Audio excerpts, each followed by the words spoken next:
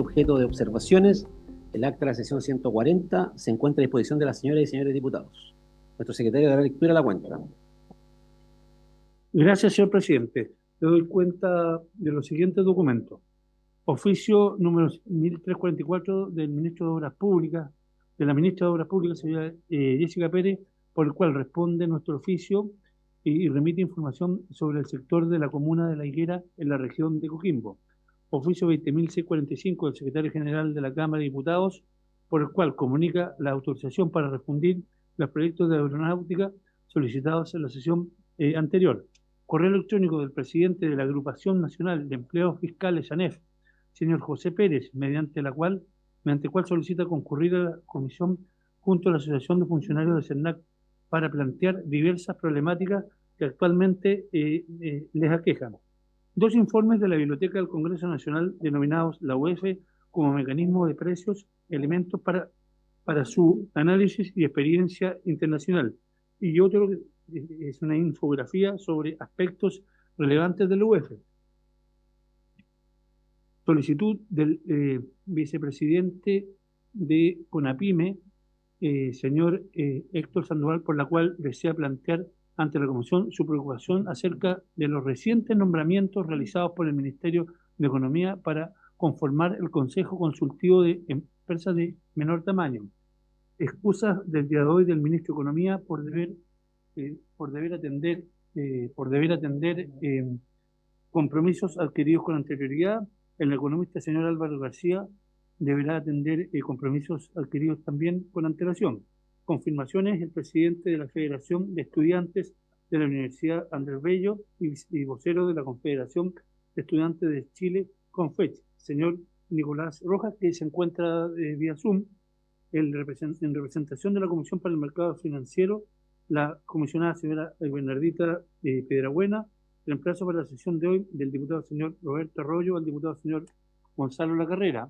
Reemplazo de la diputada señora Daniela Sicardini al diputado señor Alejandro Bernales para la sesión de hoy. Reemplazo del diputado señor José Carlos Mesa a la diputada señora Sofía Cid.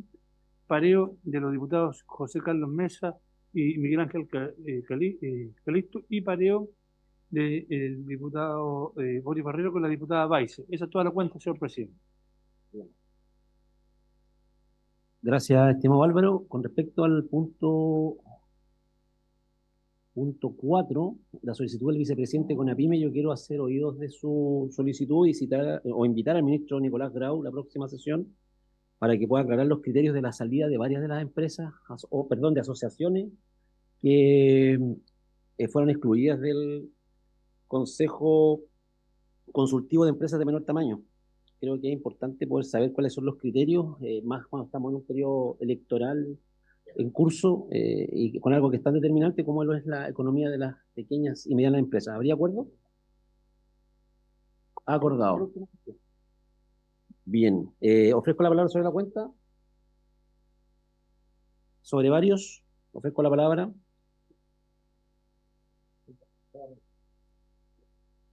Gracias, presidente.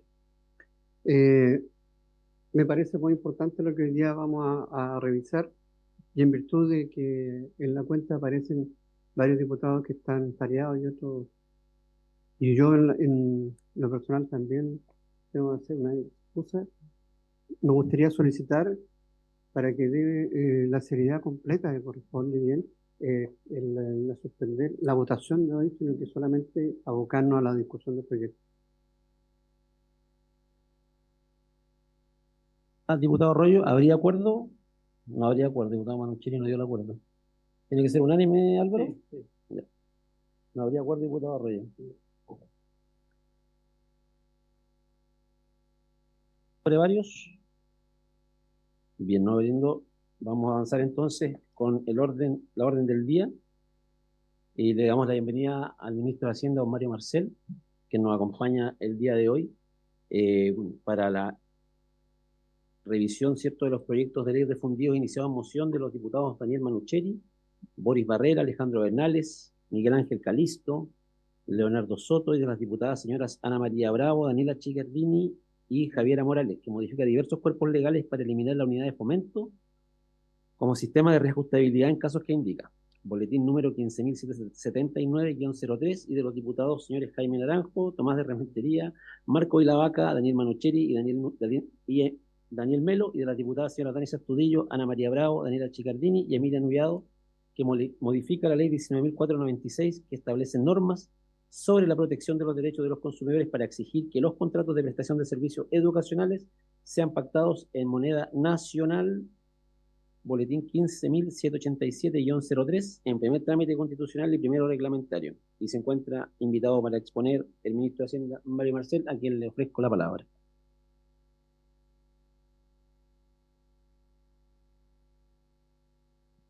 Muchas gracias, presidente. Muchas gracias por la invitación a exponer en esta comisión ante los diputados y diputadas integrantes en relación a estas mociones refundidas sobre restricción del uso de la UEF. En particular, las mociones que se discuten proponen restringir el uso de la UEF en contratos asociados a determinados servicios con el objetivo de proteger a los consumidores de la volatilidad económica y el encarecimiento del costo de la vida. Para esto se argumenta que los servicios regulados son contratos de adhesión, los que son objeto de estas mociones, en los cuales una de las partes establece las condiciones del contrato, pudiendo generar cláusulas abusivas para la otra parte de ese contrato. Luego se señala que la presión inflacionaria ha repercutido en aquellos contratos fijados en UEF debido al reajuste diario. Y finalmente, y en particular, se modifica 4 cuerpos jurídicos: la ley de arriendos, la ley del consumidor, la ley general de educación y la ley de ISAPRE, referido por lo tanto a los contratos de arriendo, a la aplicación para determinadas transacciones y contratos, para la fijación de aranceles en la educación y para determinados beneficios o normas de la ley de ISAPRE. Entonces, esto en particular, en el caso de los contratos de arriendo, se propone incluir en el artículo 20 de la ley de arrendamiento la obligación de establecer la renta del contrato en pesos chilenos. Luego, para los servicios educacionales, se propone modificar el artículo 11 de la Ley General de Educación, introduciendo un inciso que establece que los cobros de aranceles, matrículas y otros ítems deben fijarse en pesos. También se propone incorporar un artículo a la Ley del Consumidor en un inciso que prohíba pactar en UEF las prestaciones de servicios educacionales y establece la obligación de estipular la moneda nacional. Para el caso de la salud previsional, se propone incorporar el artículo 170, letra H de la ley de ISAPRE, la oración, la cual deberá siempre fijarse en pesos, entre comillas. También se propone incorporar el artículo 17D a la ley de consumidor para lo mismo, para pactar en UEF, prohibiendo pactar en UEF los créditos, los contratos de salud previsional. Y en el caso de los contratos hipotecarios, se propone incorporar un nuevo inciso del artículo 17D de la ley del consumidor, estableciendo una prohibición de pactar en UEF los créditos hipotecarios. Ya es el recuento, ¿cierto?, de lo que está incluido en estas mociones.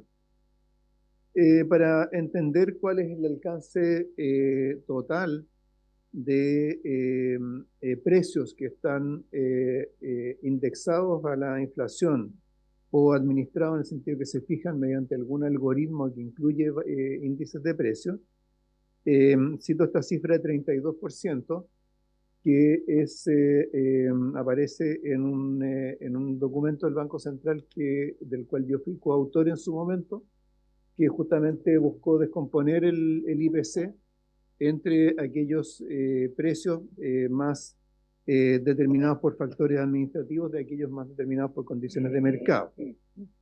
Y cuando uno se va al detalle del IPC a ver cuáles de los productos o servicios son administrados o indexados, encuentra, bueno, ciertamente operaciones financieras, dividendos, ¿cierto?, como un ítem de la canasta de consumo, la compra y venta de determinados bienes, servicios regulados, electricidad, gas, agua y otros tipos de servicios. Ahora, no todos estos contratos consideran mecanismos de indexación. O sea, si bien todos estos contratos consideran algún mecanismo de indexación, no todos ellos usan la UEF. Por lo cual, lo primero que tenemos que recordar es que la UEF no es el único mecanismo de indexación que existe en la economía chilena.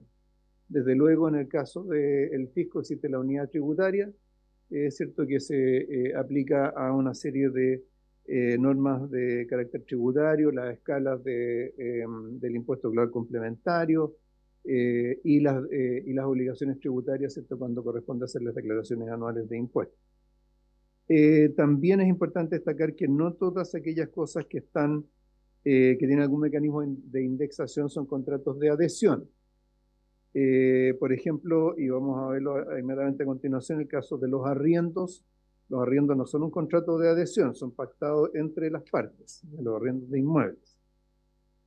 Ahora, por supuesto, es importante recordar cuál es el origen de la UEF. La UEF, ¿cierto?, es una unidad que se creó en los años 60 con el objeto de desarrollar el crédito hipotecario y el mercado de capitales, permitiendo, ¿cierto?, que operaciones de crédito de largo plazo tuvieran un mecanismo de indexación que redujera el riesgo de esas operaciones. Eso a su vez permitió evitar la dolarización de la economía. Hay otras economías distintas de la chilena, donde el mecanismo que se ha utilizado para compensar por el deterioro de poder adquisitivo que genera la inflación ha sido el dólar o alguna otra moneda extranjera.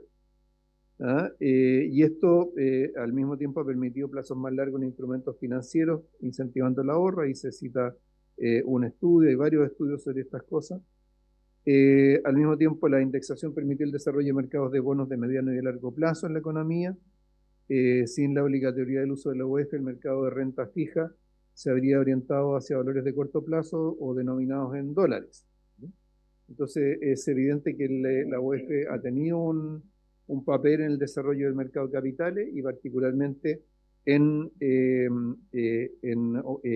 acceso al crédito por parte de la población, especialmente el crédito hipotecario. De hecho, si vemos la lámina siguiente, ¿cierto?, lo que ha sido la evolución del crédito hipotecario en Chile, podemos ver que comparado con una serie de otros países de América Latina, el crédito hipotecario tiene una profundidad muy superior a la que tienen Brasil, Argentina, Perú, Colombia o México. Y esto en buena medida tiene que ver justamente con la existencia de mecanismos como la UEF, que reducen el riesgo de las operaciones de crédito de largo plazo, particularmente el crédito hipotecario. Esto ha permitido que los bancos ofrezcan crédito hipotecario a plazos más largos y con menores tasas, y eso entonces explica el tamaño mayor del mercado de crédito hipotecario en Chile. Para los que tenemos más años, creo que podemos recordar que antes de que existiera la UEF, el crédito hipotecario no lo otorgaban los bancos. El crédito hipotecario lo otorgaban cajas de previsión, es cierto, había que tener acceso a algún sistema especial de seguridad social que tuviera, ¿cierto?, la disponibilidad suficiente de recursos para otorgar crédito. Así que el mercado de crédito hipotecario, como lo conocemos hoy día, hace 30 años atrás prácticamente no existía. Ahora, se plantea, ¿cierto?, restringir el uso de la UEF a una serie de operaciones. Recordemos, ¿cierto?, que la UEF es una unidad que se reajusta de acuerdo a la inflación sobre la base de un cálculo diario, una traducción al nivel diario de las variaciones del IPC del mes anterior. Entonces, para esto tenemos que pensar no solamente en los efectos inmediatos que tendría la eliminación, la prohibición de la UEF, sino que a qué alternativas recurrirían, ¿cierto?, los actores de mercado, los agentes económicos, para compensar por el efecto de la inflación. Entonces, ¿cierto?, si eso ocurriera, se podría generar un traslado a riesgos inflacionarios frente a consumidores mediante otros mecanismos de reajustabilidad. Recordemos que en Chile, por ejemplo, en el caso de los arriendos, que no solamente hay arriendos fijados en UEF, también existen arriendos fijados en pesos que se reajustan de acuerdo al IPC mes a mes, o cada 3 meses, o cada 6 meses, o una vez al año. El uso de la UEF se intensificó luego de la pandemia como producto del aumento de la inflación que tuvo la economía chilena, especialmente en los años 2021-2022. Entonces, lo que tenemos que tener claro es que si no existiera la UEF, habría o se recurriría a otros mecanismos de indexación, partiendo por moneda extranjera, o el mismo IPC simplemente por su variación mensual. Sin embargo, cuando se trata de operaciones de más largo plazo, esa indexación, por supuesto, se va volviendo más incierta, o, por supuesto, si se fijan tasas nominales, sería muy difícil conseguir el desarrollo de un mercado de capitales con ese alcance. En el caso de los créditos hipotecarios, creo que es el caso más evidente porque es aquel que está más cercano a la fundamentación original de la UEF. Es cierto que la UEF no se creó para fijar todo tipo de precios en la economía. La UEF se creó para jugar un papel en el desarrollo de productos financieros y el desarrollo del crédito en largo plazo. Y el ejemplo más evidente de eso es el crédito hipotecario. En el caso de los créditos hipotecarios, ¿cierto? La eliminación de la UEF significaría que los oferentes de crédito tendrían que agregar a lo que es la estructuración de un crédito hipotecario un mecanismo que permitiera gestionar el riesgo inflacionario, afectando las condiciones de financiamiento ofrecidas a los consumidores con tasas de interés más altas, en la medida que hay un mayor componente de riesgo en la operación financiera, condiciones de financiamiento más estrictas o un aumento de la oferta de créditos con tasas variables. En países que no tienen mecanismos de indexación, como es el caso de Chile, que no tienen UEF, tiende a haber más créditos a tasas variables, ¿no? En Chile lo que permite tener crédito a tasas fijas es la existencia de la UEF. Si no existiera UEF para el crédito hipotecario, tendríamos mucho más crédito a tasas variables. Y eso significaría, ¿cierto?, que sería mucho más difícil controlar la variabilidad de los dividendos, ¿cierto?, producto de la aplicación de esas tasas variables. Esto, a su vez, tendría un impacto sobre la inversión inmobiliaria, menos incentivos para los inversionistas para participar en proyectos residenciales. En ese sentido, este componente particular de las mociones es aquel que apunta más directamente al corazón de la razón de ser de la web. Por lo tanto, de todas las alternativas que aquí se plantean, probablemente esta es la más riesgosa de todas. O sea, creo que digamos, no exagero al decir que la eliminación de la UEF sería un terremoto para el crédito hipotecario en Chile, en un momento en el cual, ¿cierto?, como sabemos, hay déficit habitacional, en un momento en el cual el valor del suelo, el valor de las propiedades está aumentando, se ha disminuido el acceso a la vivienda propia, se ha ido generando un déficit que se trata de combatir a través de los programas públicos, pero los programas públicos no pueden reemplazar todo el crédito hipotecario. Así que de los 4 temas que se abordan en estas mociones, este es lejos el más riesgoso y potencialmente más dañino de todos. En los otros temas, en los de salud previsional, y yo diría en general ligado a los temas de pensiones o de previsión, hay que considerar que la UEF juega en los dos lados de lo que es la seguridad social. O sea, en algunos casos encarece algo, en otros casos estabiliza otra cosa, ¿cierto? Lo más evidente es el caso de las rentas vitalicias, pero las rentas vitalicias, ¿cierto?, se fijan en UEF, por lo tanto se asegura que están protegidas por la inflación. Se menciona acá, por ejemplo, topes imponibles para las cotizaciones. Si los topes imponibles no estuvieran fijados en UEF, recordemos que hay un tope imponible que actualmente se aplica a las cotizaciones para pensiones y para salud, lo que ocurriría, ¿cierto?, es que las personas de mayores ingresos terminarían cotizando menos que las personas de bajos ingresos. Y las personas a las cuales le aumentan más, o sea, tienen ingresos altos y le aumentan más, serían los más favorecidos por una norma de este tipo. El impacto que tiene sobre temas que tienen más que ver con deudas ligadas a la salud es relativamente menor en relación al papel que tiene la UEF en el sistema de seguridad social, particularmente respecto a las rentas vitalicias y de estos límites de cotización. Ahora, dado los cambios que han ocurrido en el sistema ISAPRE producto de los fallos de la Corte Suprema, creo que hay parte de los problemas que se busca resolver que están planteados acá que en cierta medida se han ido resolviendo por otra vía. En el caso de los contratos de arriendo, quisiera simplemente enfatizar el hecho de que los contratos de arriendo no son contratos de adhesión, sino que son contratos en los cuales hay dos partes que pactan libremente. Una cosa distinta, ¿cierto?, es que alguna de ellas tenga más algún poder de negociación mayor, pero no son contratos de adhesión. Y al mismo tiempo, ¿cierto?, hay que recordar que desde hace ya varios años la vivienda para arriendo se ha transformado en una alternativa de inversión para sectores de ingreso medio. En lugar de invertir en el mercado de capitales, muchas veces se ha hecho en propiedades para arrendar. Y en el caso de los contratos de educación, hay una diversidad de contratos que requieren un diagnóstico más acabado. Hay contratos que establecen una anualidad fija en UEF, dividida en cuotas mensuales, otros que tienen una arancel mensual que se reajusta según la UEF. Respecto de esto, ¿cierto?, siempre está el tema de cuál es si existiría, de no aplicarse la UEF, un mecanismo de indexación alternativa.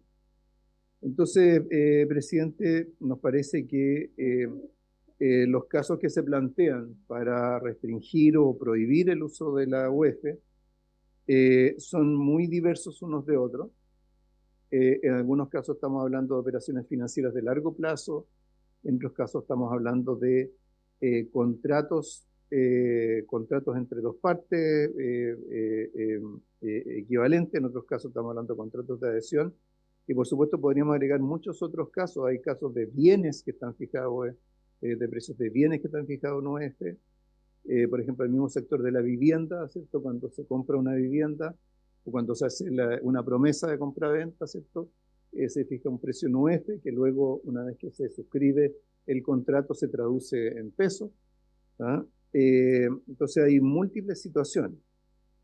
Y por lo tanto creo que debería analizarse cada una en su mérito respectivo y entendiendo siempre cuál es la alternativa, o sea, cómo reaccionarían los actores del mercado de no existir o de no poder efectuar contratos en UEF.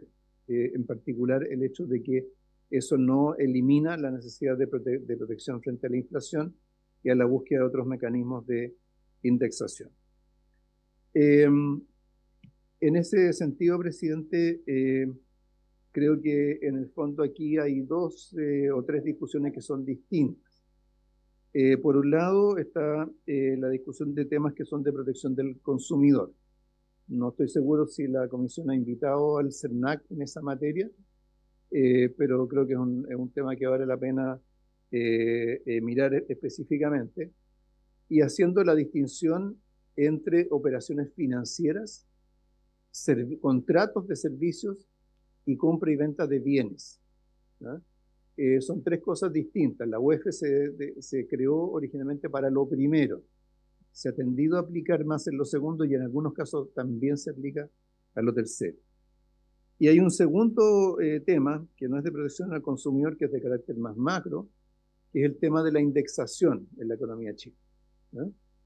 El tema de la indexación, ¿cierto? Por supuesto, para quien es beneficiado por la indexación, por supuesto que reporta es favorable. Pero para la economía en su conjunto, la indexación también tiene de dulce y de agraz, ¿cierto? Por un lado le da más estabilidad a una serie de componentes de la economía, pero por otro lado le da más inercia a la inflación. Y eso es particularmente notorio en los casos cuando el IPC tiene variaciones transitorias pero pronunciadas. Cuando el IPC es muy volátil, ¿cierto? Lo que ocurre cuando la economía está muy indexada es que esa volatilidad se traslada, ¿cierto?, a muchos precios de la economía.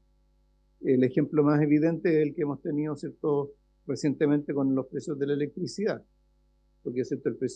El aumento de las tarifas eléctricas o la actualización de las tarifas eléctricas implicó un aumento del IPC, y ese aumento del IPC se trasladó a todas aquellas cosas que están indexadas en la economía chilena, aun cuando no tengan mayor relación con el consumo eléctrico. Entonces, una economía sana no es una economía que está 100% indexada.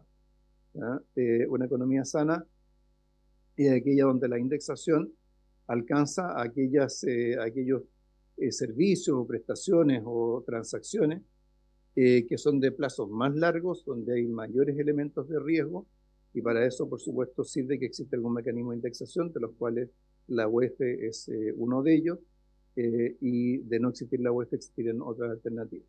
Y una cosa distinta es el uso de la UEF para otro tipo de transacciones, contratos, etcétera. Así que creo que es un tema que requiere mirar más a fondo. Entiendo que ya se recibió una minuta del Banco Central.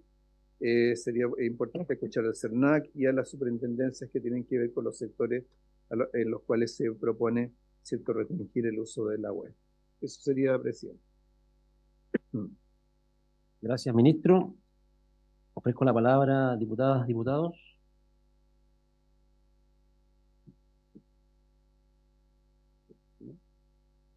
Diputado Matheson.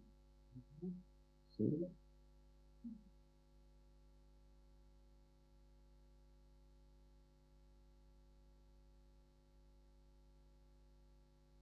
Gracias, presidente. Bueno, agradecer al ministro Marcel su presencia en esta comisión.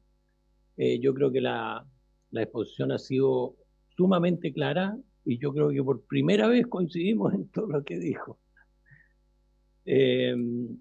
Yo creo que primero decir que, como dice el ministro, por su intermedio, necesitamos escuchar a más actores del mercado como para poder tomar una decisión, y en ese sentido quería pedirle, presidente, que pida la unanimidad como para postergar la votación en general del proyecto.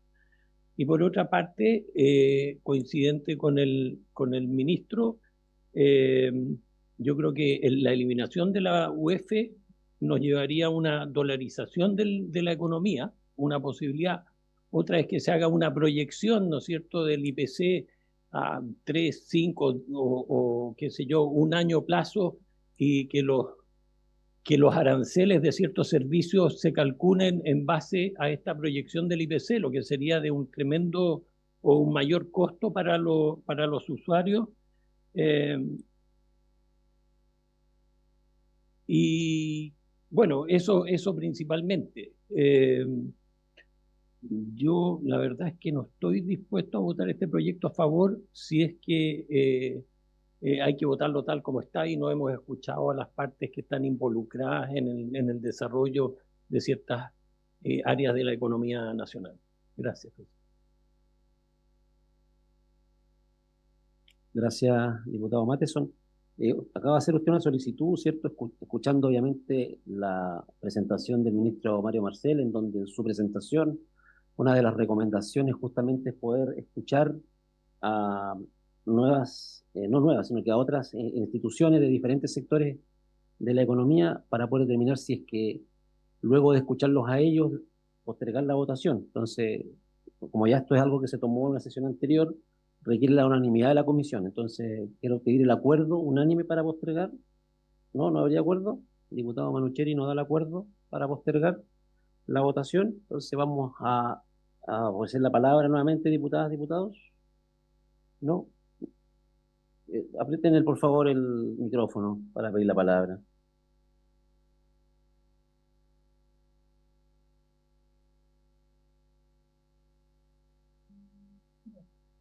No sé, ¿ahí sí?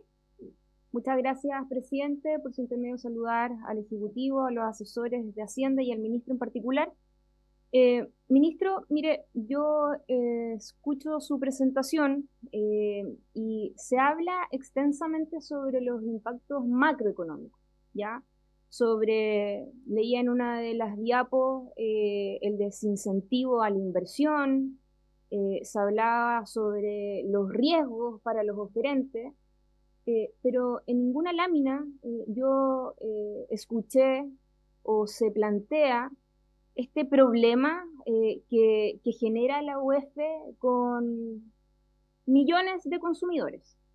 Estamos hablando que usted incluso lo dijo con mucha claridad y es parte de lo que dice en la introducción de nuestro proyecto de ley de cómo se origina la UEF.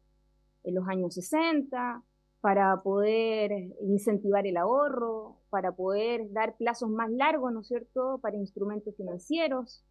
Y en eso nosotros estamos completamente de acuerdo. Probablemente el crédito hipotecario es uno de los puntos que mayor discusión genera.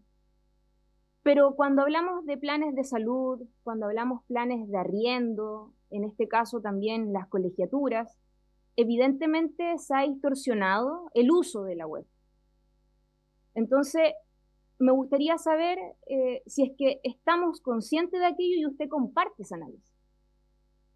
Si usted también considera de que en este caso el rol de la UEF genera también desigualdad.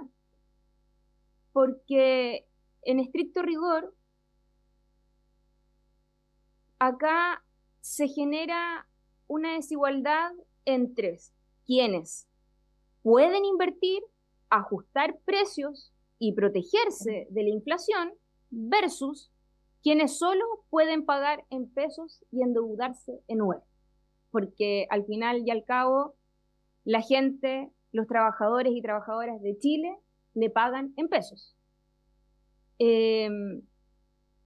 Quizás es bueno, en este caso, ministro, también saber su opinión, si es que está de acuerdo o no con nuestro diagnóstico, que también la UEF se ha usado de manera bien arbitraria.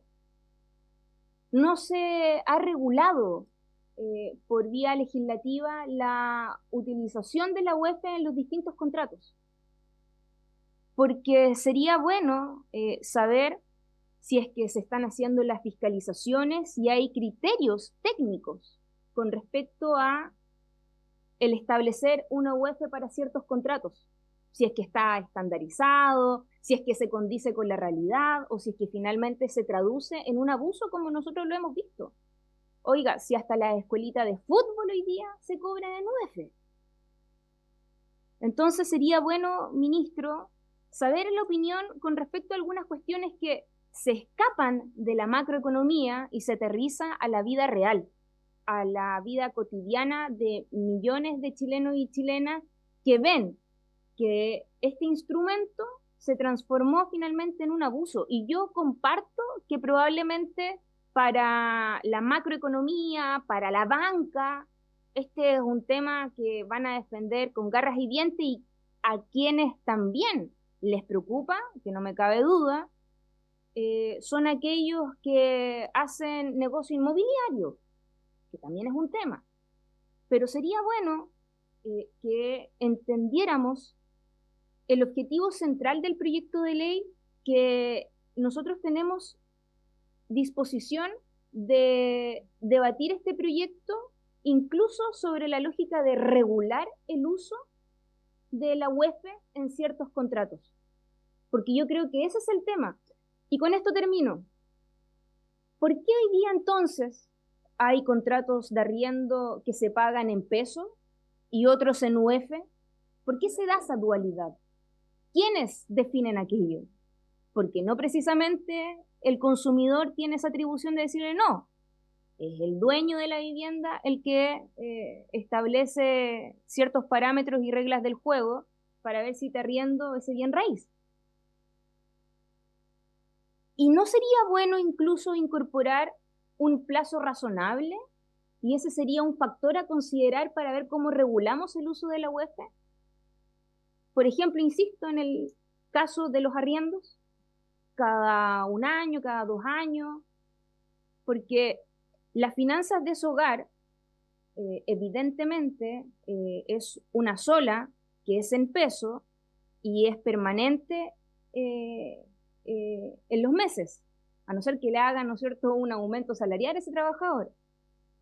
Pero yo veré si es que al año siguiente, a propósito del reajuste del IPC y todos, ¿no es cierto?, los ajustes que se tengan que hacer, veré si es que me mantengo con ese arriendo o si es que mantengo a mi niño en ese colegio. Porque claramente hoy día hay una desregulación y hay un abuso del uso de la UEF. Y ese es el objetivo central y desde una opinión técnica sería interesante que aterrizáramos esto a casos un poco más sencillos que la macroeconomía. Gracias, presidente. Gracias, diputado.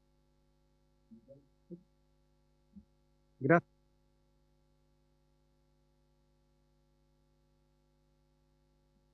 Ya.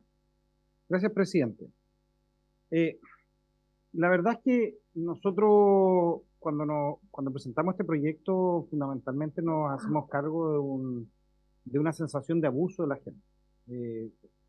Yo creo que es el primer gran... lo que mueve el presentar este proyecto. Una situación que creemos que se presenta en donde nosotros entendemos que efectivamente los países que tienen una estabilidad financiera alta son países que les va mejor. Yo no soy alguien que creo que hay que destruir el sistema financiero ni nada de esas locuras que pueden aparecer por parte de algunos actores políticos. Al contrario, yo coincido que un sistema financiero sólido es bueno para el país. Pero la verdad es que nosotros vemos solo mecanismos que pareciera que, porque el cobro en UF evidentemente es una protección ante la inflación, pero pareciera que es una protección ante la inflación para el que cobra, porque no es una protección a la inflación cuando yo llego a un ciudadano y dice, mire, no, es que estamos protegiendo la inflación, pero la verdad es que yo veo que mi sueldo todos los meses es igual. La verdad es que la protección a la inflación no se aplicó para los dos. No hay una aplicación para ambas partes. Entonces, eso de alguna manera va empobreciendo a la gente. Yo entiendo que el proyecto tiene, a mi juicio, dos aristas relevantes, que una es los créditos a largo plazo y dos, los contratos que pudiesen ser calificados como de tracto sucesivo, contratos que nosotros vamos renovando mes a mes de alguna manera. En el primero yo tengo una consulta respecto, entendiendo lo complejo que pudiese ser, en su opinión, respecto de la eliminación de la UEF. ¿Qué sucedería si nosotros agregásemos la posibilidad, como sucedía antes, pero yo no sé por qué fue eliminado, de que los bancos dieran la posibilidad a la gente que pudiese elegir entre un crédito en pesos con determinadas condiciones, probablemente una tasa de interés superior, probablemente una tasa variable, etcétera, y la posibilidad que puedan tener un crédito en UF. Antes los bancos lo daban. Yo me acuerdo que había bancos que daban la posibilidad de créditos en pesos, pero eso se eliminó, y no hace mucho tiempo. Lo segundo es que yo tengo una diferencia, ministro, cuando plantea respecto de de que el contrato de arriendo es un contrato entre partes. En el papel es un contrato entre partes, pero en la práctica es un contrato de adhesión. ¿Por qué? Porque el contrato, normalmente la gente mira la propiedad y el contrato es tómalo o déjalo. Más aún cuando el mercado inmobiliario en los últimos años ha ido variando significativamente en nuestro país, algo que no nos hemos hecho cargo, porque no hablamos de la persona que tiene una segunda vivienda, un departamentito que compró como inversión. Normalmente esa gente no te cobra en UF.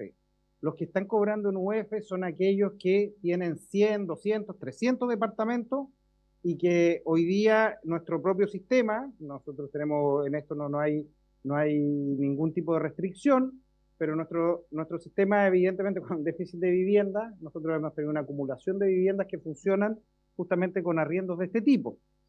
¿Y cuál es lo preocupante, ministro, a mi juicio? Es que yo entiendo cuando se señala que el eliminar, por ejemplo, el cobro en UF agregaría otro proceso de variación en el precio. Pero la verdad es que eso ya sucede, porque la gente que normalmente paga estos contratos en UF, por ejemplo, los contratos de arriendo, los contratos educacionales, lo que sucede es que todo el año pagan UF, pero llega a final de año y ya sea el colegio, la universidad o el arrendador le dice, mire, este año tuvimos un 10% de IPC, entonces yo tengo que subirle la tarifa este año, un 10%, se fue el IPC. Y le cobraron todo el año en UF, es decir, todos los días que iba subiendo el IPC, le iban ya cobrando a la gente con el arriendo en UF. Entonces, en ese sentido se genera una suerte de interés sobre el interés que se presta para el abuso. Es por eso que nosotros hemos planteado que este tipo de contratos deberían ser contratos en peso. Nosotros lo mismo lo vimos con los contratos en materia educacional. Y nosotros ya tenemos en nuestro país siempre, a propósito no de este tema, pero el interés sobre el interés es un gran tema que existe en Chile. Y por último, ministro, también una consulta, porque entendiendo cuál es la experiencia comparada en este sentido, porque la UEF es un sistema que se cobra en Chile y en los otros países no hay una UEF y los países también tienen acceso a créditos, también tienen acceso a este tipo de situaciones, entonces también poder conocer por su parte cuáles son lo que acontece. Este es un proyecto que yo creo que evidentemente, y ahí por su intermedio presidente, difiero con lo que dice el diputado Matheson, que hay ciertas situaciones que si no se arreglan, justamente uno vota en general el espíritu de un proyecto que funciona, y después en la discusión en particular podemos nosotros concluir, por ejemplo, que de estos 4 o 5 puntos que hemos planteado, hay uno de los puntos que pudiese afectar a la gente, entonces lo podemos mantener como está, hay otro punto que tiene que ser modificado la manera en que se regula para que tenga, pueda ser un proyecto que sea bien hecho. Nosotros por eso actuamos de esa manera. Pero por último, yo quiero decir que nosotros tenemos que resguardar los intereses de la gente y ese es el sentido profundo de este proyecto. Eso, gracias. Diputado Manucheri, diputado Bravo. Gracias, presidente. Saludar por su intermedio al ministro, a sus asesores y asesoras. Bueno, me adhiero en primer término a lo que ya señalaron mis colegas, la diputada Chicardini y el diputado Manucheri, pero yo también quiero enfatizar algunos temas, en especial haciendo historia, porque hace unos años atrás los contratos de arriendo no se pagaban en UF, no se cobraban en UF. Esto partió como una moda de que a grandes inmobiliarias se les ocurrió empezar a cobrar en UF y después hasta una persona con una vivienda, una sola vivienda, etcétera, empezó a cobrar en UF también. Lo mismo sucede con los colegios, lo mismo sucede con las universidades. Y aquí estamos claros de que si bien es cierto, no se trata de un contrato técnicamente en lo jurídico, un contrato de adhesión, aquí el mercado nos está ahogando a muchas familias que por supuesto no pueden adquirir una vivienda propia y no les queda otra alternativa que arrendar. Y hay ciudades, bueno, en general existen pocas viviendas en arriendo, en oferta, pero en algunas ciudades, como por ejemplo en mi región, en la ciudad de Valdivia, es terrible, es dramático, es dramática la situación. Entonces ya los arriendos son muy altos y además en UF ya es una cosa insostenible. Pero lamentablemente, por otro lado, las familias tienen que vivir en alguna parte. Y aquí no son familias que puedan optar a un subsidio de arriendo, por ejemplo. Aquí también estamos viendo la situación de la clase media, de profesionales jóvenes que están formando sus familias y que están ahí atrapados porque no pueden acceder a una vivienda social, pero tampoco pueden acceder a un crédito hipotecario y lo único que les queda es un contrato de arriendo y además esto los agobia. Entonces yo no veo tan terrible, tan como trágico que los contratos de arriendo, por ejemplo, se paguen en pesos, y tantos años se pagaron de esa forma. Lo mismo que los servicios educacionales. También hay en las grandes capitales hay muchos colegios que tú puedes optar. Y en las pequeñas ciudades, en Valdivia, se siguen cobrando en pesos y se hace el reajuste anual de la colegiatura.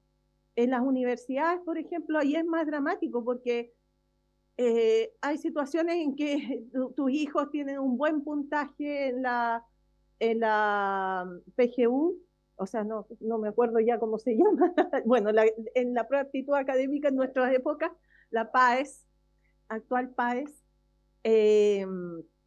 que quedan en una universidad y les cobran UF. ¿Cómo les vas a decir a tu hijo, no sabes qué? Yo no estoy de acuerdo con el cobro en la UF, así que no vas a estudiar en esa universidad? Entonces, tenemos que ver también eso, la situación de la familia, la realidad de la familia, el tema de que los sueldos no se pagan en UF, las remuneraciones no son en UF. Entonces, ¿cómo no ver esas dos caras de la moneda, por decirlo de cierta forma? Tal como lo decía por su intermedio el diputado Manucheri, vámonos a la macroeconomía, pero también vámonos a la microeconomía, a la economía familiar, a la realidad de miles de familias de nuestro país que en un sentido dicen, pero ¿por qué? ¿Por qué tengo que pagar en UF un arriendo si hace años atrás no se pagaba en UF? ¿Por qué tengo que pagar colegio y universidad en UF si años atrás no se pagaba en UF, sino que se pagaba en pesos? Pero sí tengo que aceptar de que tengo que seguir recibiendo mi remuneración en pesos y no en UF. Así que también, eso me gustaría también consultarle, ministro, esa visión desde la microeconomía, desde la economía familiar. Gracias. Gracias, diputada Bravo. Yo tengo una consulta al ministro también, y es con respecto a los planes de salud de la ISAPRE. La verdad que el año pasado votamos una ley corta de ISAPRE, ¿cierto? En la cual se vio un tema bastante complicado y que fue por el tema de los planes de salud, sí, también. Entonces, ¿qué es lo que me preocupa a mí? Hay un reajuste anual que hace la ISAPRE, o cada cierto periodo de tiempo, pero también los planes son en UEF. Entonces, se va reajustando con el IPC de la UEF, del valor del UEF diario, a la fecha del cobro del plan. Entonces, al final del día, nos encontramos también con un doble cobro o doble reajuste, el reajuste mensual por medio de la UEF, y adicionalmente el reajuste que la ISAPRE hace a su usuario cada cierto periodo de tiempo. Entonces, también, desde mi mirada muy personal, encuentro que ahí tenemos un doble cobro en torno a la figura del reajuste. Y es ahí en donde vienen, yo creo, todas estas solicitudes tan ciudadanas que han manifestado las diputadas y los diputados. Yo creo que acá es importante poder, a lo mejor, quizás buscar esto que usted señaló en cuanto a los servicios, ¿cierto? En cuanto a los pequeños, a esos contratos, entre comillas, que el CERNAC podría quizás aclararnos también algunos puntos. Yo quiero pedirle a la comisión un acuerdo. Si dejamos nosotros votado en general hoy día, ya que no hay unanimidad, ¿cierto?, para postergar la votación, pero que sí, antes de la comisión, en particular con las indicaciones, podamos escuchar a estos servicios que el ministro nos recomendó poder invitar. ¿Habría acuerdo para eso? ¿Sí? A esas instituciones, correcto. Ya, perfecto. Acordado entonces. A las que están en el documento que entregó el ministro. Superintendencia de Salud, Educación, etcétera. No agregar más invitados, creo que sería lo justo y razonable, sino que atenernos a las sugerencias que nos hizo el ministro. Diputado Winter. Solo para que quede claro, el acuerdo es que se van a escuchar después de la votación en general a una determinada lista que ya está preestablecida. Y para todo lo demás corre el reglamento.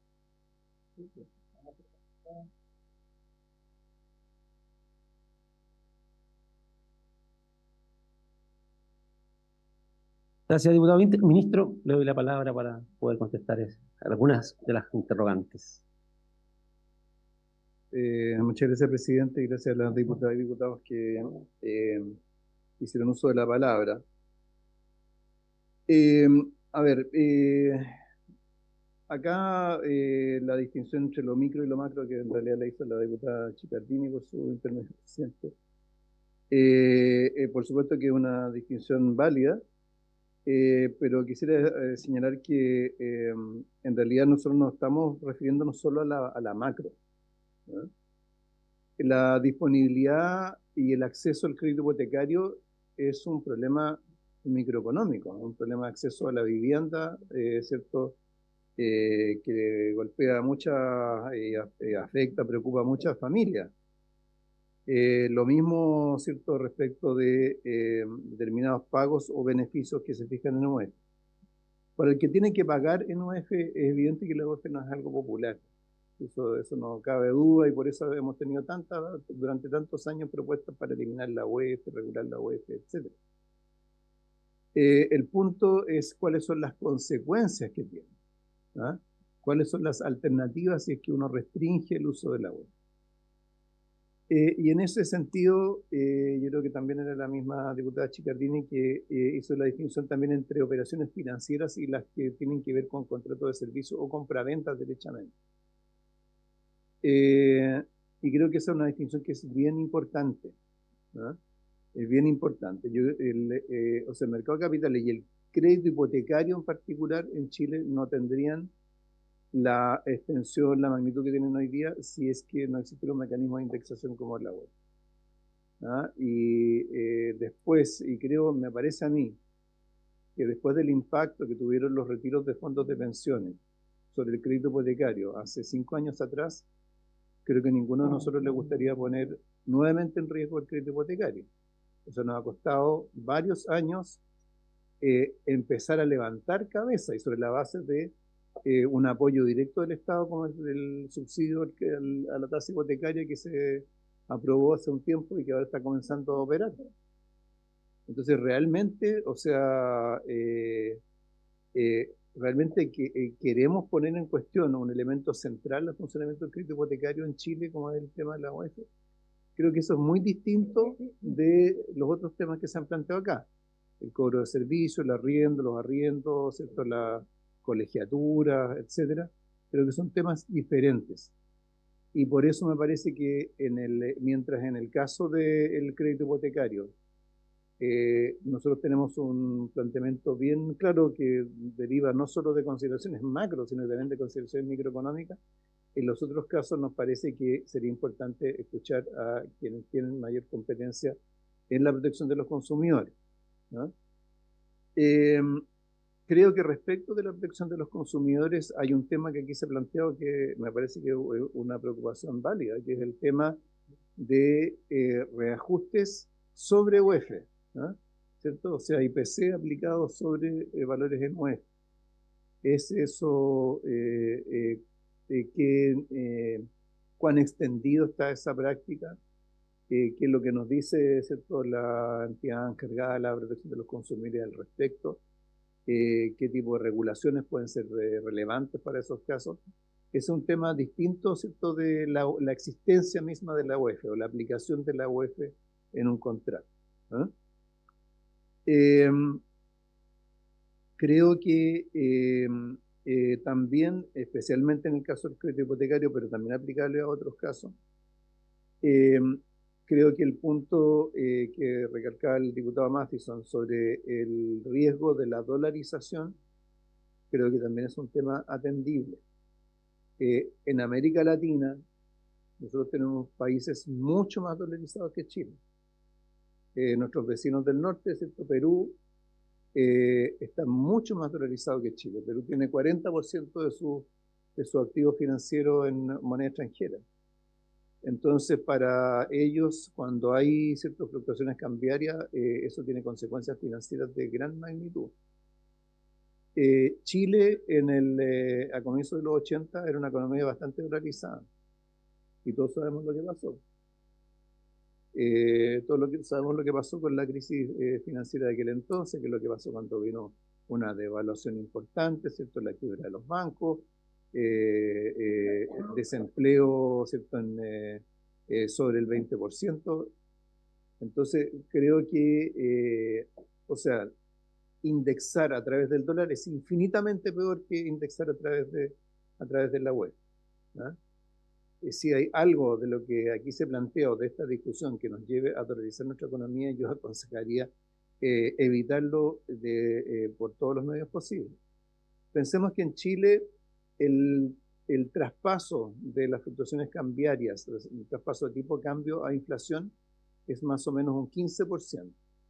O sea, para una variación de 1% del dólar, del valor del dólar, 0,15% se va a inflación. En una economía dolarizada, el 100% de eso se va a inflación. Entonces, yo diría eso, o sea, separar lo que es el tema de operaciones financieras y de crédito de lo que son contratos de servicio o compras de bienes. Y en eso aprovecho de hacerme cargo de una pregunta que hacía el diputado Manucheri por su intermedio, presidente.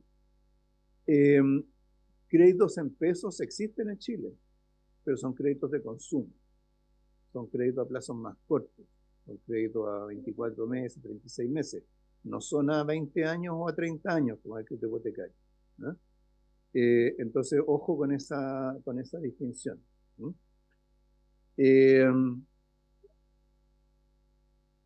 Es que actualmente existe esa opción. O sea, bueno, aquí al lado tengo a la vicepresidenta de la CMF, así que ella puede responder a eso mucho mejor que yo.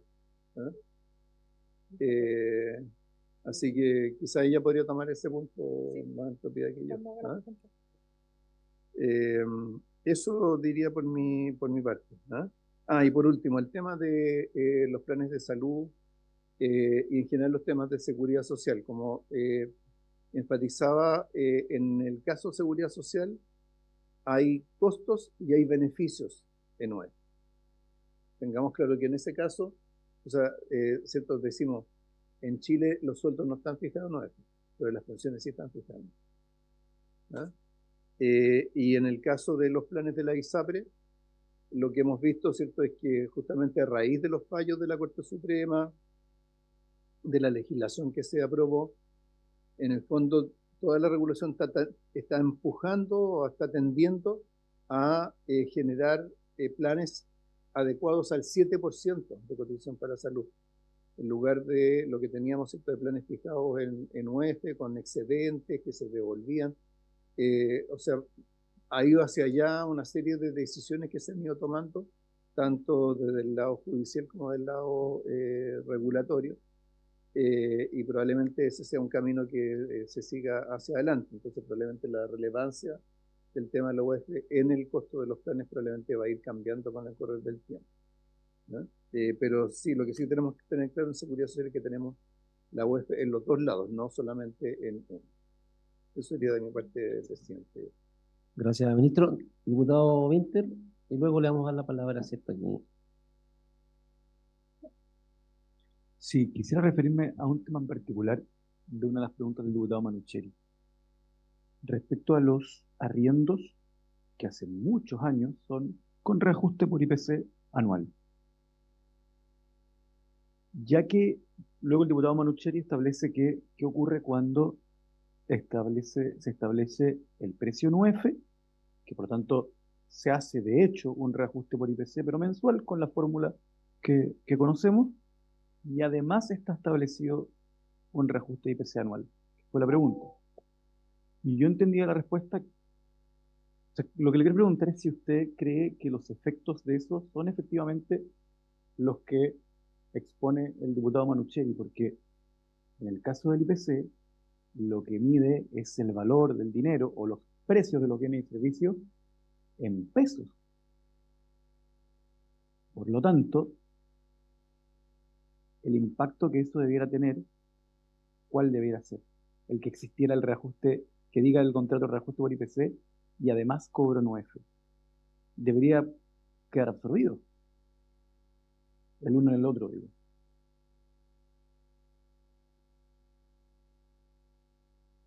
No, muy simple, presidente. O sea, si hay un arriendo que está fijado en UF y luego se le aplica el IPC, es como si le aplicara el IPC 2 veces.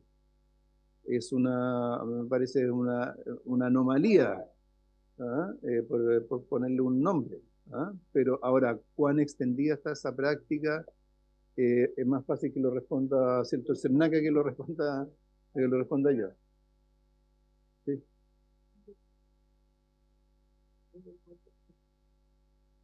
Yo creo que nos quedó claro a todos. Esperemos ahora, ministro, muchas gracias. Vamos a escuchar en representación de la Comisión de Mercado Financiero a la señora Bernardita Piedrabueno. Bienvenida, señora Bernardita. Tiene la palabra. Presidente, muchas gracias por la invitación. Voy a ver si se proyecta la...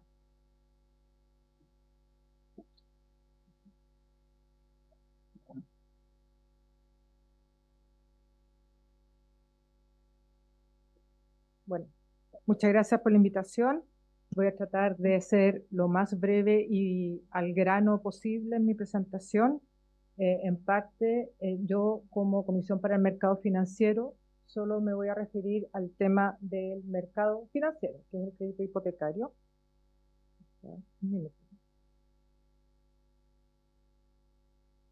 Esta es la agenda. Bueno, todos sabemos que el objetivo de la moción es restringir el uso de la unidad de fomento en contratos de servicios esenciales como el arriendo, salud, educación y créditos hipotecarios, con el objetivo de proteger a los consumidores de la volatilidad económica y el encarecimiento del costo de la vida derivado de ello. Como bien dije, me voy a referir particularmente al crédito hipotecario y como subproducto al arriendo porque se asocia directamente al crédito hipotecario también. Solo para aclarar, la CMF es el supervisor financiero en Chile. Supervisamos los activos financieros que equivalen a 2 veces el porcentaje del producto, a 2 veces el producto, no 2 veces el porcentaje del producto, esto es decir, un 75% de los activos financieros del mercado chileno. Tenemos 3 focos, que son la conducta de mercado, la estabilidad financiera y el desarrollo de mercado. Esta presentación dice... hace referencia directamente a 2 focos que nosotros tenemos como Comisión para el Mercado Financiero, que es el desarrollo de mercado, que es buscar mejores y más productos para los consumidores y clientes y personas, familias y empresas, y la estabilidad financiera, que dice relación con generar un sistema financiero que se mantenga en funcionamiento, incluso en aquellos periodos en donde pudieran haber crisis económicas. Al respecto, es importante señalar que el sistema financiero es un conjunto de instituciones.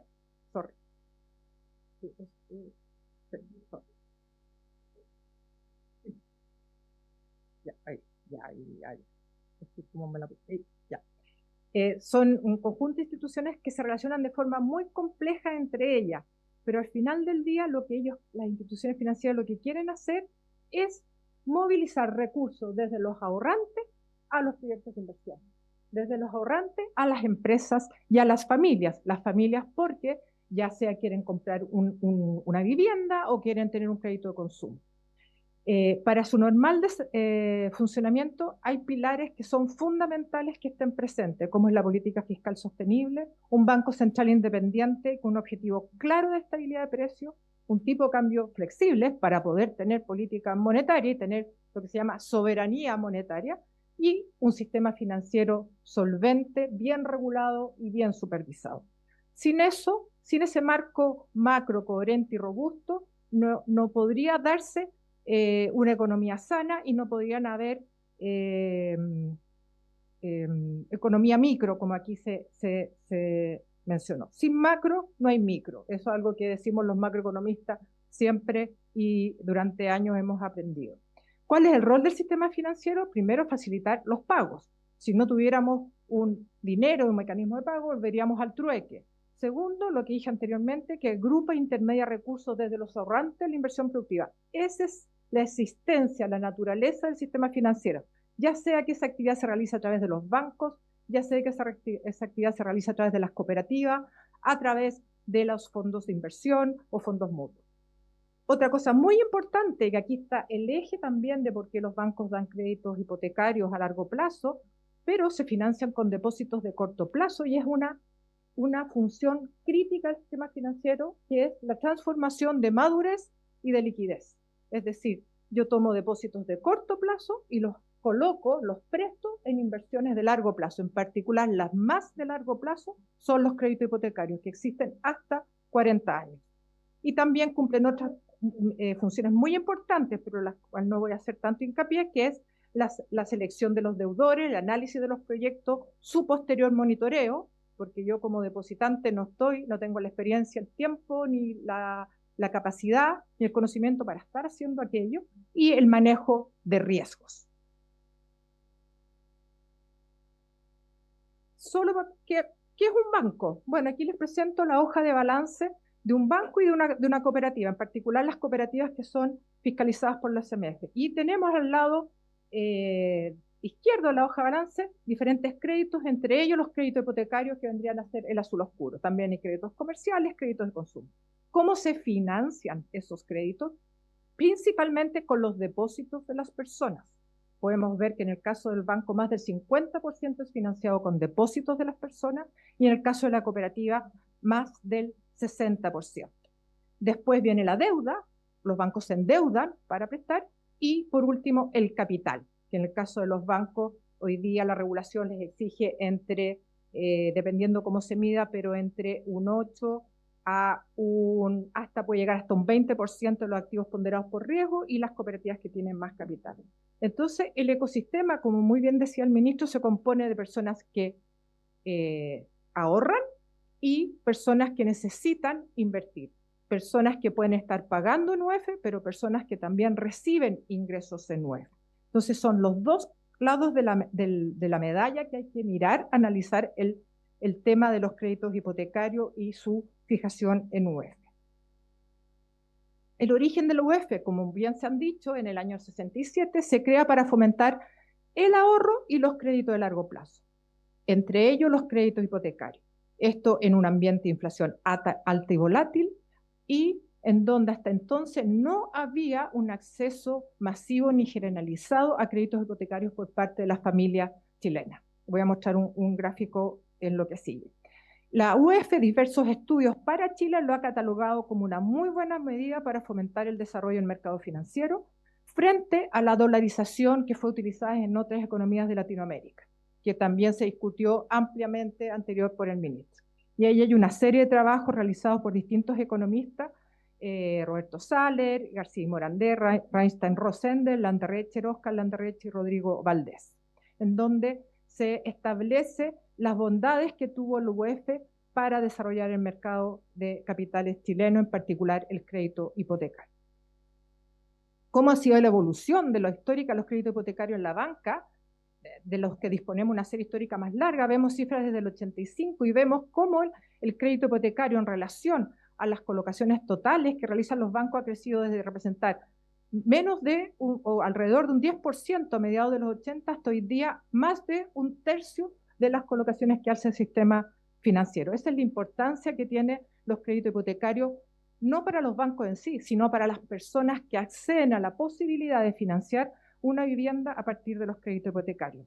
Y aquí respondo la pregunta: no está prohibido en ninguna parte que los bancos puedan otorgar créditos en pesos, a tasa variable, en UEF, eso no está prohibido. Es política de los bancos, ellos deciden, de acuerdo a sus propias políticas de negocio y manejo de riesgo, cómo ofrecen los créditos hipotecarios. Efectivamente, en periodos donde la inflación tendió a estabilizarse, se empezaron a ofrecer más créditos hipotecarios a tasas variables y tal vez uno que otro en términos nominales. Pero producto del aumento de la inflación durante el 21 y 22, eso fue abandonado porque significaba meterle riesgo a los balances de los bancos con el perjuicio que eso significa para, al final del día, los depositantes. ¿Cuáles son los efectos esperados de la eliminación del UEF? En base a la evidencia empírica y histórica que se ha visto, es que va a aumentar la incertidumbre a los oferentes de crédito hipotecario, y aquí entiéndase oferentes de crédito hipotecario tanto a los bancos como cooperativas, cajas de compensación y compañías de seguros que ofrecen mutuos hipotecarios, los que seguramente buscarán alternativas para protegerse contra el riesgo inflacionario, como sea dolarizando o indexando de acuerdo al IPC, no ambas al mismo tiempo, uno indexa o al IPC o al UF o a la unidad tributaria mensual, hay diferentes formas de hacer esa indexación.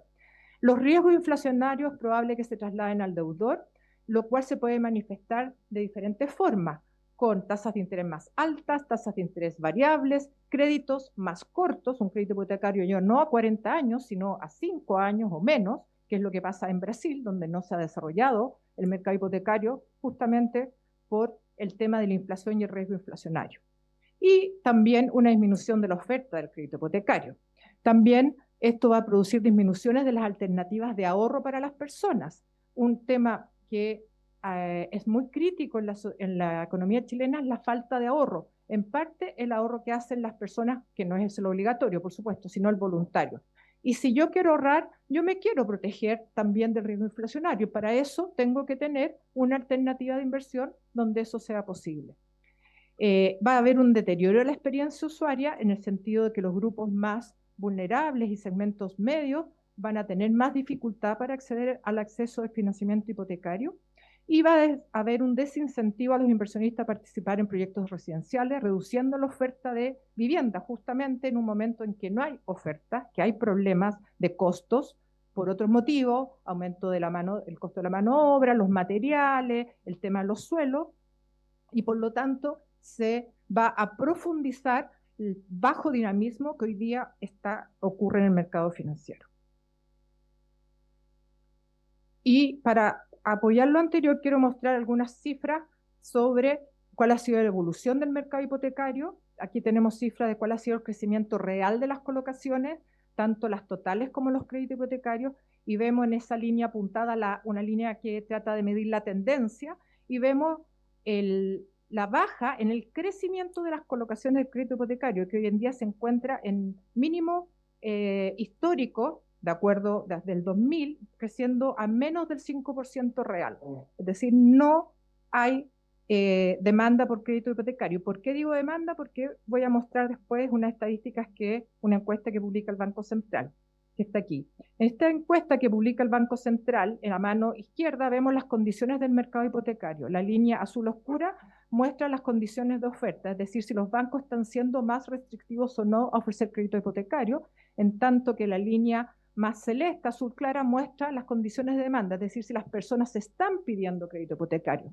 Y vemos que en lo último, desde el año 2021 hasta la fecha, han sido las personas mayormente las que están pidiendo menos crédito hipotecario. ¿Y por qué?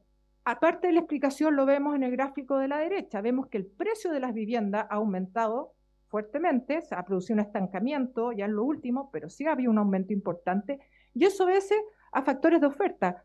El suelo, los costos de los materiales de construcción, los sueldos y salarios, esos son los factores que han impulsado el precio de las viviendas. También que había una mayor demanda de vivienda, la inmigración ha producido una mayor demanda de vivienda en Chile, pero también las tasas de interés han aumentado. Por lo tanto, hoy día pedir un crédito hipotecario, el dividendo final es mucho más alto de lo que era antes de lo ocurrido antes de la pandemia, por ejemplo. En parte, el alza de las tasas de interés, como ya lo dijo el ministro, se debió al retiro de los fondos de pensiones. Como palabras finales, quisiera comentar que los objetivos de las mociones son atendibles, no obstante, los efectos que éstas pudieran tener sobre el mercado de capitales podrían más que contrarrestar los beneficios que se persiguen. El mejor instrumento para proteger a los ahorrantes y deudores contra la inflación y su volatilidad es contar con un marco macroeconómico coherente, robusto y estable, compuesto de estos 4 pilares: política fiscal sostenible, Banco Central independiente con una meta clara de estabilidad de precios, con un tipo de cambio flexible y un sistema financiero solvente, resiliente, bien regulado y supervisado. Los principales acreedores de la cartera hipotecaria son los depositantes y ahorrantes, y por lo tanto la regulación y la supervisión tiene como fin último protegerlos. Y protegerlos significa poder protegerlos de los riesgos que ocurren cuando un banco otorga crédito. Entre los riesgos que ocurren están los riesgos inflacionarios. Y la oferta de productos de ahorro se relaciona directamente con el abanico de posibilidades de inversión. Medidas que limitan la correcta gestión de los riesgos por parte de los oferentes de crédito pueden disminuir la oferta de crédito, en particular la de crédito hipotecario. Lo anterior se hace más crítico en la actual situación de bajo dinamismo del mercado hipotecario.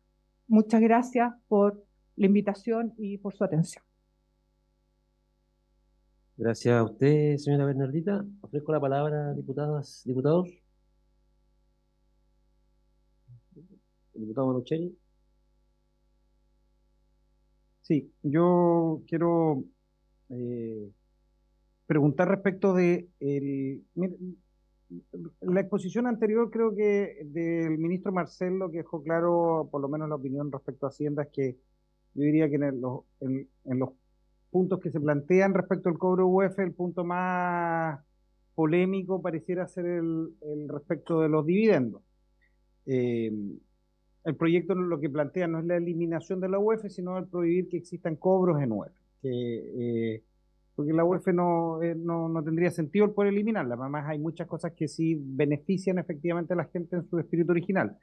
Pero mi pregunta más bien va asociada en cuáles serían los efectos, a su juicio, si se obligara a los bancos a que entregaran la opción de un crédito en pesos. O sea, es decir, está la opción en UF y entregar por obligación o a solicitud del usuario el crédito en pesos. Esto no limitaría la posibilidad en UF y probablemente quedaría en la libertad quizás de la persona el poder decidir si el crédito finalmente es con condiciones que lo que se dice por parte de los especialistas, que pudiesen ser más desfavorables en el crédito, pero que quedara finalmente a la libertad de la persona el poder elegir entre uno u otro mecanismo. Gracias, diputado. Señora Bernardita. Adelante. Por su intermedio, señor presidente, yo no soy partidaria que se obligue a las instituciones a ofrecer servicios con ciertas condiciones, o sea, a ofrecer servicios, ya sea fijando precios, fijando cláusulas de reajustabilidad u otro similar. Hoy día lo pueden hacer los bancos. Si no lo hacen es porque estiman que el riesgo que eso produce a sus depositantes y a la solvencia del banco, que a nosotros nos interesa como Comisión del Mercado Financiero, es muy grande. Y por eso no ofrecen esa alternativa. Si se llegara a decir, usted tiene que ofrecerlo, yo me imagino que claramente, porque no he hecho la matemática financiera, que esos créditos en pesos serían a tasas mucho más altas, a plazos menores, lo cual desincentivaría por parte de los posibles deudores tomar esos créditos.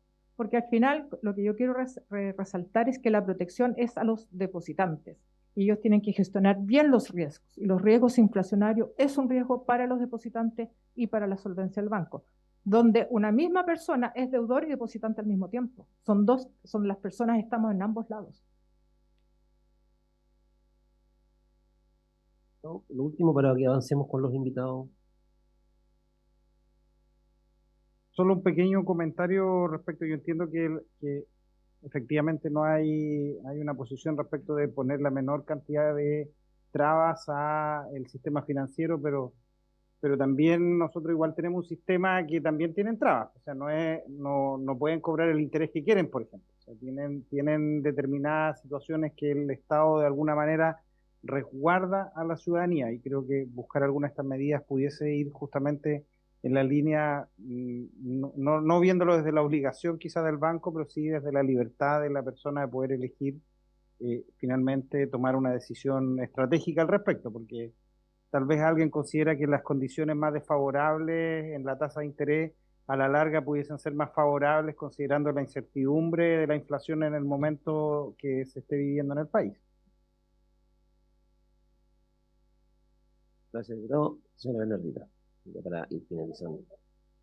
Sí, creo que quedó claro. Bien, le damos gracias señora Bernardita, por su exposición. Yo creo que nos quedó bastante clara y complementó muy bien lo que el ministro también nos señaló. ¿Ya? La vamos a dejar ahora para que pueda, si usted desea retirarse, y vamos a continuar con el siguiente invitado, el abogado señor Gonzalo Díaz. Gonzalo Díaz, que parece que está confirmado, pero no está al parecer. No. Bien, entonces vamos a pasar al invitado que se encuentra en el Zoom, que es el presidente de la Confederación de Estudiantes de la Universidad Andrés Bello y vocero de la Confederación de Estudiantes de Chile, CONFECH, señor Nicolás Rojas. Le damos la bienvenida a don Nicolás. Hola, ¿se escucha? ¿Se ve bien? Buenas tardes. A ver. A ver, ¿puede hablar de nuevo, don Nicolás, por favor? ¿Sí se escucha? Nos falta volumen aquí, a lo mejor a nosotros que nos suban el volumen. O más fuerza. Y se ve ¿Puede bien, ser? porque estoy Ahí como... se escucha mejor. Creo que está pegada la cámara, ¿no? Si me puede confirmar. Sí, si puede hablar sin cámara no habría problema. Sí, puede que le mejore la conexión. A ver, deme un segundito, por favor.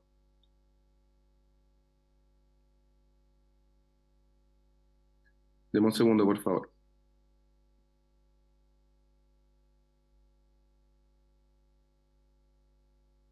No sé si se ve, pero voy a comenzar para no perder más minutos. Bueno, quisiera agradecer la invitación a esta comisión por su intermedio, señor presidente. Me voy a presentar. Mi nombre es Nicolás Rojas Fuentes, soy estudiante de Derecho en la Universidad Andrés Bello, sede Viña del Mar. Además, soy presidente desde el año pasado, con reelección en la Federación de Estudiantes de la Universidad Andrés Bello. Y como miles de estudiantes en Chile, curso mi carrera con crédito con aval del Estado. Esta condición representa a muchos jóvenes dentro del país que deben endeudarse para poder acceder a la educación superior, donde el derecho a educarse aún se encuentra profundamente subordinado al mercado.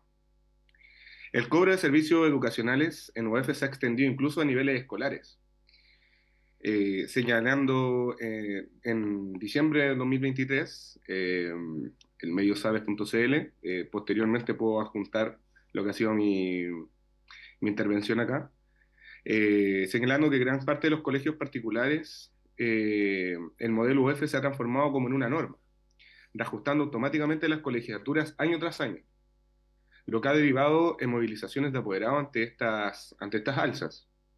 Esta situación afecta especialmente a las familias de clase media, que no califican para subvenciones públicas, pero tampoco pueden asumir la creciente carga financiera. El uso de la UF, originalmente concebida para proteger los contratos en contexto de alta inflación, se ha convertido en una herramienta regresiva que traslada el riesgo económico a las familias, en lugar de absorberlo desde las instituciones. En la práctica, un colegio que cobra 5 UF mensuales en marzo podría llegar a cobrar 6 UF en diciembre, sin que los ingresos familiares hayan seguido en el mismo ritmo de reajuste. Este desajuste estructural profundiza la segregación educativa y obliga a muchas familias a migrar forzadamente a los colegios más económicos, rompiendo trayectoria educativa y afectando la estabilidad escolar de los niños. Según el diario La Tercera de junio del 2024, yendo a la educación superior, el 78% de los deudores del crédito con aval del Estado, de aquí en adelante CAE, paga una cuota mensual inferior a 2 UFs, lo que equivale aproximadamente a 33.000 pesos. Sin embargo, lejos de ser una señal positiva, esta cifra revela una profunda realidad. La gran mayoría de los deudores no logra acceder a empleos con altos ingresos, lo que retrasa o impide el pago íntegro de la deuda. Al mismo tiempo, la deuda sigue creciendo año tras año debido al reajuste en UF, lo que genera una bola de nieve, que en muchos casos supera el monto original del crédito incluso después de años de pago consecutivos. El CAE no solo endeuda, sino que genera dependencia financiera. Los egresados, especialmente de instituciones privadas, ven cómo el costo total de sus estudios se duplica o incluso se triplica. Este escenario también afecta el acceso a otros derechos, como postular a la vivienda, crédito hipotecario o emprender. La UEF, como índice de reajuste, ha perpetuado la lógica del castigo económico por estudiar. El diario El País, en mayo de 2024, además revela que el 69% de los deudores del CAE tiene ingresos mensuales inferiores a 750.000 pesos. Esto refleja que el grueso de quienes cargan con la deuda proviene de sectores medios y populares. En muchos casos, estas personas no logran superar el umbral de ingresos necesario para hacer frente a este pago completo, lo que perpetúa el endeudamiento a largo plazo. Este perfil de deudor contradice el discurso de movilidad social que pretendía sustentar el CAE. Lejos de ayudar a superar la pobreza, el sistema de financiamiento basado en la UEF ha extendido la precariedad durante años, incluso durante décadas. La deuda educativa se convierte en una cadena que limita el desarrollo personal, familiar y profesional. El modelo ha fracasado en sus objetivos sociales y se ha convertido en una trampa estructural. Hoy, en una coyuntura política importante, me gustaría también hacer mención que hay personas de ciertos sectores políticos que no solamente proponen seguir con este problema, sino que profundizarlo. Y nosotros como Federación de Estudiantes de la Universidad Andrés Bello no estamos a favor de la lógica del mercado de la educación. Estas propuestas solamente van a legitimizar la educación como un negocio y no como un derecho. Y bueno, frente a eso, los estudiantes debemos alzar la voz, sin duda. No se trata de rechazar la UEF o el CAE, sino que proponer un modelo donde se ponga el foco el bienestar de las personas y no el lucro. Y bueno, nuestro deber político, generacional y ético también lo dice así. Si no lo hacemos nosotros, quienes conocen esta realidad desde dentro, nadie lo va a poder hacer. Muchas gracias, estimados y estimadas diputadas y diputados. Gracias, don Nicolás, por sus palabras, por su presentación. Ofrezco la palabra, diputadas, diputados. Bien, don Nicolás, queremos agradecerle nuevamente por su asistencia y vamos a quedarnos nosotros ahora con los diputados para terminar para lo que hemos sido convocados en esta oportunidad. Muchas gracias, presidente. Gracias a usted, que esté muy bien, que tenga buena tarde. Igualmente, gracias. Bien. Habiendo escuchado, ¿cierto?, a los invitados, también habiéndose excusado el señor Álvaro García, economista, y también el ministro Nicolás Grau, ofrezco la palabra, diputadas, diputados. ¿No? ¿No habéis? Bien, entonces vamos a proceder a la votación en general del proyecto, de los proyectos refundidos, ¿cierto?, que regularían en principio la unidad de fomento, el uso de la unidad de fomento.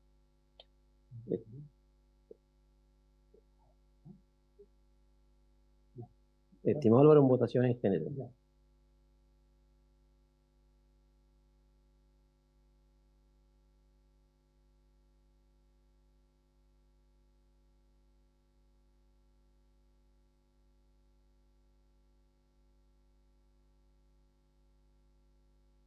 Sí. Presidente, ahora vamos a iniciar la votación general de los proyectos refundidos referidos a la eliminación o prohibición de la UEF en determinados casos. Iniciando votación. Para que voten todas y todos los señores diputados. ¿Han votado todas y todos los señores diputados? ¿Han votado todos? Resultado de la votación. 5 a favor, 1 en contra y 0 abstenciones. Se aprueba en general el proyecto. Aprobado. En general el proyecto, esto es lo que significa, disculpe diputado, apriete el micrófono para pedir la palabra. Gracias. Esto es lo que significa que de acuerdo a lo que hemos, ¿cierto?, acordado ya en la comisión, vamos a escuchar a las autoridades o servicios que el ministro nos recomendó antes de proceder a la votación en particular del proyecto, ya a la discusión. No, todavía no hemos fijado, yo creo que hay que empezar a escuchar a estas personas desde la próxima semana, para de ahí fijar un plazo de indicaciones y ya empezar después a hay que escuchar. Sí, sí, correcto. Entonces, lo más probable es que después de la distrital ya procedamos de lleno, ¿cierto? Escuchando a la mayor cantidad de invitados dentro de lo posible. Yo creo que ellos van a poder respondernos muchas de las preguntas que teníamos como diputados, ¿cierto? Así que es fundamental avanzar en escuchar a estos expertos en distintas áreas que nos faltó antes de la votación en general. Está la Superintendencia de Salud, Superintendencia de Educación, está el Banco Central, el CERNAC también, como los cuatro, yo creo, más importantes. Y así es, y faltaba una, me parece. Y la Asociación de Universidades, perfecto. Con esos 5 invitados yo creo que podemos ya tener una propuesta clara para indicaciones posteriores y bueno, esperamos que pueda venir el ministro Grau la próxima semana por el tema, ¿cierto?, del Consejo Consultivo de Empresas de Menor Tamaño.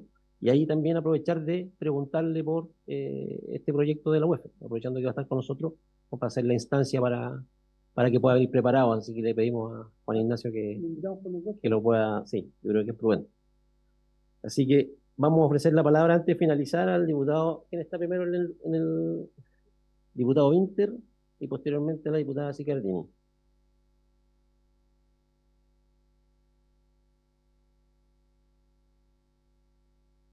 ¿Tiene usted sobre el tema, sobre el punto? Ya habla sobre el proyecto, diputada Sicardini. Sí, no, presidente, solo yo quería señalar el agradecimiento a la comisión de haber aprobado este proyecto de ley y además con mayor seguridad a propósito de la exposición del ministro Marcel, cuando él señala que los cobros en UEF, en contratos de servicio, se hacen con reajuste a fin de año del IPC y además la UEF es un reajuste sobre reajuste y es una anomalía. Y evidentemente es lo que nosotros hemos querido plantear. No estábamos exagerando cuando decíamos que la UEF se había transformado en un abuso. Por lo tanto, yo estoy muy convencida de que esta es una buena iniciativa para los chilenos, para los consumidores, y esperamos de que pueda avanzar esta moción parlamentaria para darle tranquilidad a aquellos que hoy día ven con mucha desafección precisamente un instrumento que se ha distorsionado en su uso y que solo ha generado dolor de cabeza a tantos y tantas. Así que agradecer a la comisión de haber estado a la altura y haberse puesto de lado de los chilenos que la han pasado mal y esperamos que sigamos avanzando en esta iniciativa para que vea la luz al final del túnel. Gracias, presidente. Diputado Winter, gracias, diputada. Muchas gracias, presidente. Ya saliéndome del punto, quería solicitarle a la comisión un poquito de atención para proponerles que pongamos en tabla un proyecto de ley del cual soy uno de los autores, que creo que trae solo cosas positivas. Nosotros aprobamos hace algún tiempo en esta comisión la ley que prohíbe las llamadas spam, que es un proyecto de ley que trae muchos efectos positivos para la ciudadanía y uno solamente negativo, que es que alguna gente podría perder su trabajo porque se dedica justamente en los call centers a este tipo de molestas e ilegales, a mi juicio, llamadas. Sin embargo, propusimos un segundo proyecto de ley que es complementario al anterior para hacerse cargo de esta externalidad negativa, que es un proyecto de ley que prohíbe que las empresas que operan en Chile utilicen call centers que están físicamente fuera de Chile. Muchas veces las empresas que nos llaman, no solamente, como se suele decir, la persona que te llama no es chilena, lo cual para nosotros no es relevante, sino que de hecho la persona no está en Chile y la empresa a la cual se contrató para que te llame tampoco está en Chile, ni es chilena, ni es de capitales chilenos, ni paga impuestos en Chile, ni paga cotizaciones en Chile, ni genera empleo en Chile. Lo que propone este proyecto de ley es que los call centers que existen en Chile o que operen para consumidores chilenos estén en Chile. De hecho, le pusimos al proyecto de ley más 56, para garantizarnos que quienes nos llamen desde nuestro país. Obviamente, en complemento a la otra ley, que es la que prohíbe la llamada spam. Creo que es un proyecto de ley muy sencillo, que no requerirá mucho tiempo de esta comisión y que va a encontrar probablemente un acuerdo transversal en esta comisión. Ya veo a mis colegas parlamentarios asintiendo con la cabeza mientras escuchan esta exposición, por lo tanto creo que puede salir rápidamente, presidente.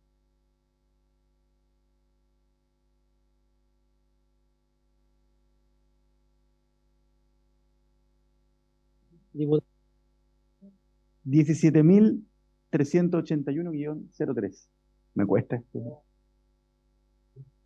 Sí, presidente.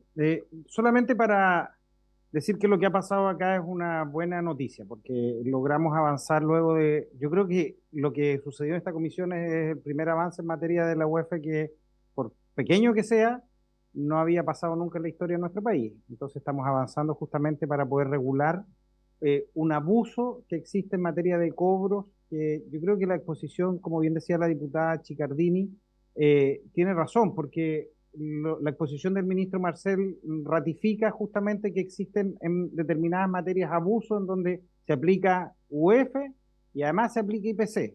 Entonces, evidentemente, yo creo que la discusión en particular va a ser una oportunidad justamente para poder ver en aquellas áreas que tenemos que reforzar y aquellas áreas que tenemos que modificar. Evidentemente tenemos un tema con los créditos más de largo plazo, que yo creo que vamos a tener que tomar todas las sugerencias que se están realizando, pero además tenemos que reforzar en las otras áreas que está existiendo un abuso.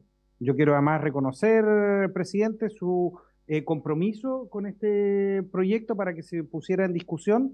Creo que eso habla bien de su compromiso y su conexión ciudadana, presidente, por lo cual también yo quiero hacer un reconocimiento justamente en eso. Y apoyo también la moción del diputado Winter, creo que es un proyecto muy interesante, que se hace también cargo de una realidad y que tiene además un profundo sentido patriota, de defensa del empleo nacional, de nuestros intereses nacionales, y creo que además puede ser un proyecto de fácil despacho también para poder trabajarlo. Gracias, presidente.